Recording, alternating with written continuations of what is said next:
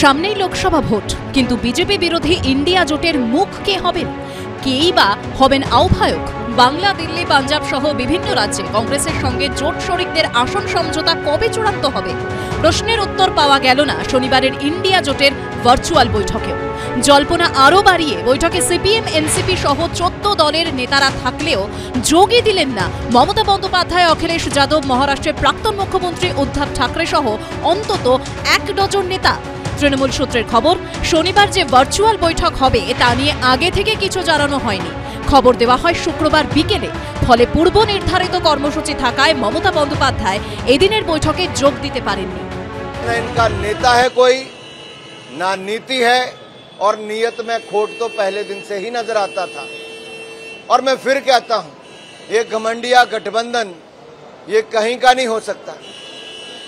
उत्तर प्रदेश में भी बुआ और बबुआ इन दोनों की ज्यादा दिन नहीं चल पाई। यहां भी बुआ और बबुआ में दोनों कैंपों में खींचतान चली है कि बुआ बबुआ में तो खेल हो रहा है, लेकिन बाकी गठबंधन के नेता भी एकजुट नहीं है। তৃণমূল কংগ্রেস ইন্ডিয়া জোটের একজন গুরুত্বপূর্ণ শরিক এবং মমতা বন্দ্যোপাধ্যায় ইন্ডিয়া জোটের একজন গুরুত্বপূর্ণ সিনিয়র মুখ এবং ভারতবর্ষের অন্যতম শ্রেষ্ঠ জননেত্রী। হতে পারে কোথাও কোথাও কোনো বিষয়ে মত পার্থক্য নিশ্চিত হবেই, এতগুলি দল আছে, কিন্তু তার ঊর্ধ্বে উঠে দলগুলি এক হয়েছে, তাই ভয় পাচ্ছে বিজেপি।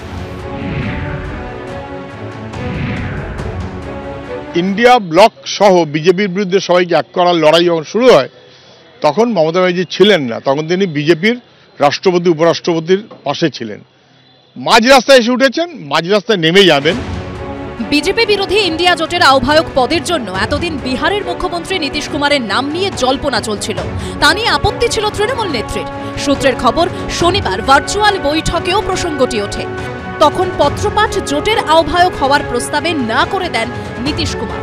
সূত্রের দাবি, ইন্ডিয়া জোটের আহ্বায়ক কে হবেন সেই ব্যাপারে মমতা বন্দ্যোপাধ্যায়, অখিলেশ যাদব সহ অন্যদের সঙ্গে আলোচনা করেই চূড়ান্ত সিদ্ধান্ত নেওয়া হবে বলে ঠিক হয়েছে। এর আগে দিল্লির বৈঠকে কংগ্রেস সভাপতি মল্লিকার্জুন খার্গেকে প্রধানমন্ত্রী মুখ করার প্রস্তাব দেন মমতা বন্দ্যোপাধ্যায় এবং অরবিন্দ কেজরিওয়াল, কিন্তু খার্গে সেই প্রস্তাবে না করে দেন। সূত্রের খবর, এদিনের বৈঠকে বিজেপি বিরোধী ইন্ডিয়া জোটের চেয়ারম্যান হিসেবে কংগ্রেস সভাপতি মল্লিকার্জুন খার্গের নামে সহমত হন বৈঠকে উপস্থিত শরিক দলের নেতারা। ফুটো নৌকার মাঝি কেউ হতে চায় না। মমতা বন্দ্যোপাধ্যায় জানেন, খুব বুদ্ধিমতী মহিলা, এই বিষয়ে তো কোনো সন্দেহ নেই। বাংলার এত মানুষকে বোকা বানাচ্ছেন। তিনি যখন ছেড়ে দিয়েছেন প্রধানমন্ত্রীর চাষ, অতএব বোঝাই যাচ্ছে নৌকাটা ফুটো। মুরগি যদি করতে হয় তাহলে খার্গেকেই কর। খার্গেকে সামনে করে দিয়েছে, খার্গে এখন খড়গ নিয়ে ঘুরে বেড়াবে।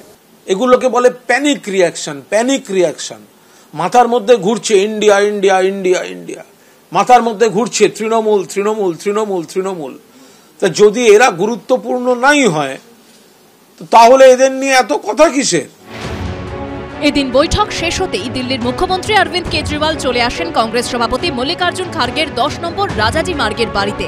পরে কংগ্রেস সভাপতি মল্লিকার্জুন খার্গে তাঁর এক্স হ্যান্ডেলে জানান, আলোচনা সদর্থক। আসন সমঝোতার বিষয়ে ইতিবাচক কথা হয়েছে। আলোচনা হয়েছে ইন্ডিয়া জোটের যৌথ কর্মসূচি নিয়ে। পাশাপাশি জোটের শরিক দলগুলিকে রবিবার থেকে শুরু হতে চলা রাহুল গান্ধীর ভারত জোড়ো ন্যায় যাত্রায় সামিল হওয়ার আহ্বান জানিয়েছেন কংগ্রেস সভাপতি। বিজেন্দ্র সিংহ, আশাবুল হোসেন ও পার্থপ্রতিম ঘোষের রিপোর্ট, এবিপি আনন্দ।